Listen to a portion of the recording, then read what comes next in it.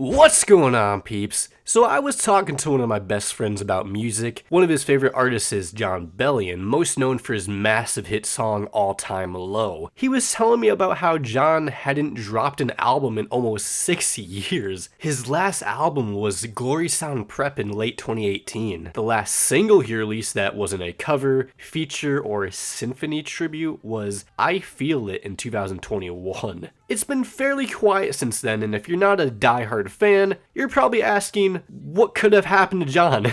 Today, I'll be doing my best to answer that question. But first, let's figure out how he got here. Jon's journey into music began during his 8th grade year when his elder sibling introduced a Triton keyboard into their home. Following this introduction, Bellion went to work, improving his musical skills. This wasn't the only interest he had at the time. He was also great at basketball and had the potential to play in college leagues. This gave Jon a tough choice to make: basketball or music. Obviously, he ended up choosing music, advancing to Five Towns College in Long Island. At Five Towns in 2008, Bellion immersed himself in beatmaking, amassing what Malcolm Gladwell famously termed 10,000 hours of practice. It was going to be a song a day for 6 years. This is funny because the dude actually can't read music, even today. He became a self-taught writer, producer, singer, and rapper. The result was the first developments of the Mixtapes, Looking for a Place to Land, and Scattering Thoughts Volume 1. The former would make its rounds around his college. Following this endeavor, Jon decided to leave school at 19 years old and approach his father for a loan to cover the remaining college expenses. He made a pact with his father, vowing to repay the loan by the age of 22. If he failed, he pledged to abandon his musical pursuits and join his father's furniture transport business. After departing from school, Jon got a job waiting tables at a catering hall that he worked at for a year. Following a long family vacation in 2010, Jon returned to work to find that the company had switched management and he was now fired. 3 days after being dismissed, he unexpectedly received a phone call from Warner Brothers A&R executive and songwriter Kara DioGuardi, who informed him that one of his former classmates had passed along his mixtape. This classmate, named Matt, turned out to be an intern for Kara at the time and told her that if Jon wasn't signed, he would be better off fired. Assuming Jon was part of a band, Kara was surprised to learn that it was solely his work. After this, Jon received numerous calls from different managers, ultimately choosing Kara due to her experience. The next day during their meeting, Kara offered Jon the choice between an artist deal with Warner or a publishing deal owned by Kara, named Art House Entertainment. Jon went with the publishing deal. Smart choice. From this encounter, Bellion gained insights into crafting songs tailored to artists across genres like rock and hip-hop, engaging in 2 writing sessions daily for 18 months. With what he learned, he went out and built up his own fan base through the use of Facebook, his own website, and appearing on radio stations. This allowed him to put out his first official mixtape in early 2021 titled Scattered Thoughts Volume 1, an amateur yet charming fusion of electronics and hip-hop.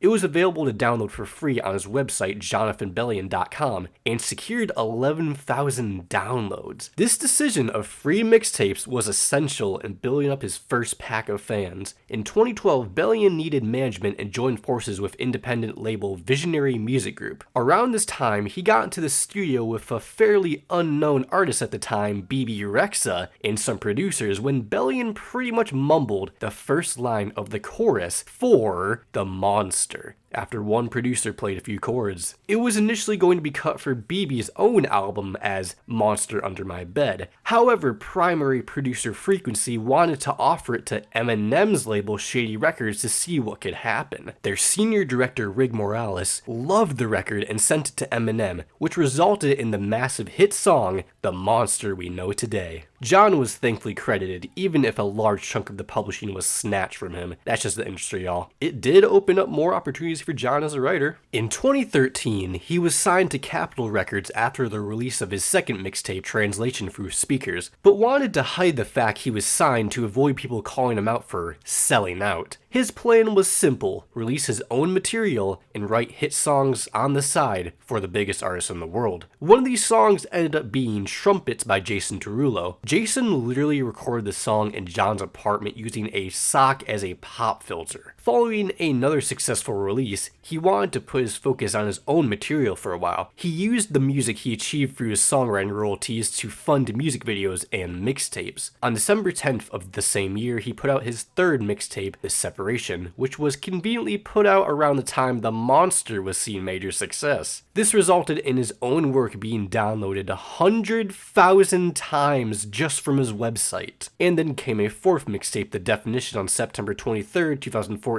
which came from the imagination of Jay Dilla making a Pixar movie. Having more money was nice for Jon, but it didn't make him feel any different. He was able to become more devout in his Christian faith as he realized all of this could be gone tomorrow, but the Lord's love for him will last forever. By this time, he had built this underground fan base that allowed him to tour for the first time. This was the Beautiful Mind Tour that began in the fall. We'll get back to that name later. With several successful mixtapes under his belt, surely it was time to create his debut album. The rollout for The Human Condition began at the top of 2015 with multiple single releases for Woodstock, Woke the Fuck Up, and All Time Low. He was also set to go on tour again to promote The Definition. It was going to be a busy year for Bellion, but it was all going to be worth it. He even featured on Zed's hit, Beautiful Now, that became Bellion's first charting song as a credited artist. It eventually went platinum in the States and was huge globally. With his name finally being seen by millions, it was about time to put out The Human Condition. The record was put out on June 10th, 2016. He described the album as the exploration of human experiences. Plus, he revealed that the album's sonic elements and artwork were crafted with the intention of catching the eye of Disney or Pixar. It had a strong debut on the Billboard charts, debuting at number 5 with 40,000 copies sold. It has since been certified gold. A big part of the album's further success was thanks to All Time Low, which was shipped to mainstream radio as the lead single on August 30th. Jon knew it was a hit since he recorded in 2014 and wanted to make sure his label would put it out as the lead single for his debut. He had to fight with his label for 2.5 years to make sure it got the proper release.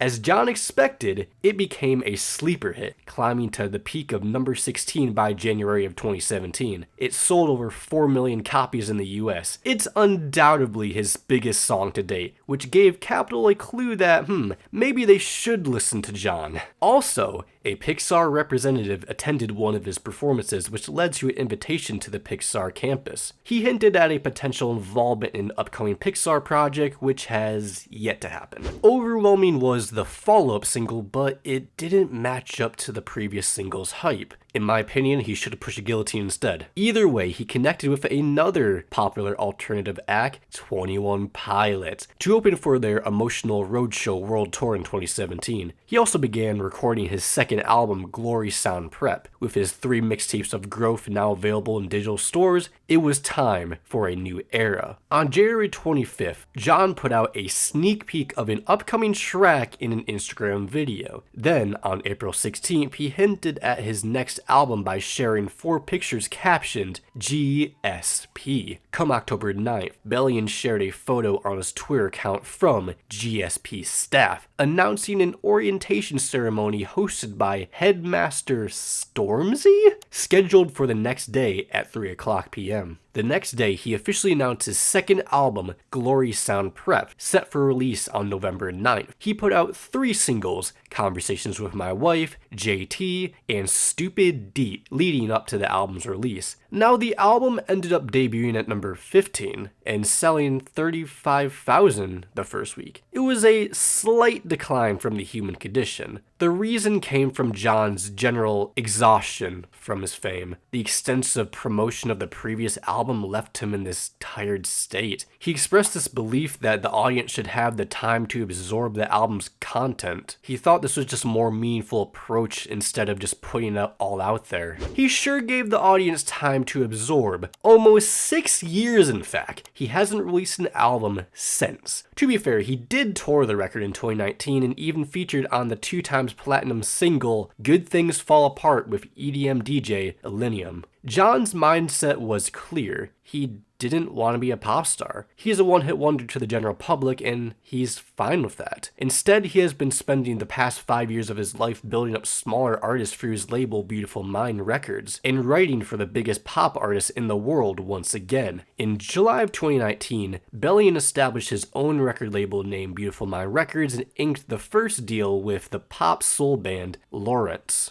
Lawrence served as the opening act for most of his performances during the Glory Sound Prep tour. He even contributed to writing and production of 3 singles from their debut album Hotel TV, released in 2021. Bellion's mission with this label was to provide ongoing support to up-and-coming artists throughout their careers and cultivate a community of musical creators for collaborative endeavors. His latest signee is pop artist Tori Kelly, signing in 2023 to support her 5th album, Tori. Bellion also has writing credits on the record. Just last month, Pulse Music Group entered a music publishing creative joint venture with Beautiful Mind Records. They will collaborate with Pulse Music to neuter emerging music talent. Their first signing is songwriter and multi-instrumentalist Elijah Knoll, who has collaborated with Bellion in the past. Jon has been getting more business savvy this entire time. He even sold his catalog to Seeker Music. But let's not forget about that long list of writing credits he now has, the biggest being Memories by Maroon 5, Midnight Sky by Miley Cyrus, Ghost and Holy by Justin Bieber. The former was actually written about his grandmother who passed away, Waffle House by the Jonas Brothers, and the fastest song to surpass 1 billion streams on Spotify, 7 by Jungkook. His work has generated billions of streams, and not a lot of people know about it because he is just a songwriter. After the success of All Time Low, Jon was ready to run from the spotlight. The signs of him not wanting to be famous like that have been there. He just wants to stay in the shadows now and help out other artists instead, even if he doesn't get a lot of credit. You can tell Jon truly just loves music. This gives him the time to be a father and raise his family without the need of being this pop star monitored 24/7. This man doesn't even post on social media often. He also has a problem with multiple industries and music in general. Due to Ticketmaster and Live Nation's monopolized share of performers earning from ticket sales, Jon decided to cease touring for now. There's a chance that if Jon really cared about fame and his image, he could have been one of the biggest pop stars today. He's a musical genius who has over a decade of experience in the industry. He can write, produce, and do business. That's a major triple threat. All his fans want from him at this point is another album. Maybe we'll get that one day. For now, Jon is raking in millions doing what he loves without having to be the center of attention. If he's happy, we should be happy. Thank you for watching this video. If you enjoyed it, leave a like and subscribe for more bass content. What's your favorite Jon Bellion song? Mine's probably Hand of God. Goodness, what a great track. I'll see you all in the next one. Make sure to love all, and peace.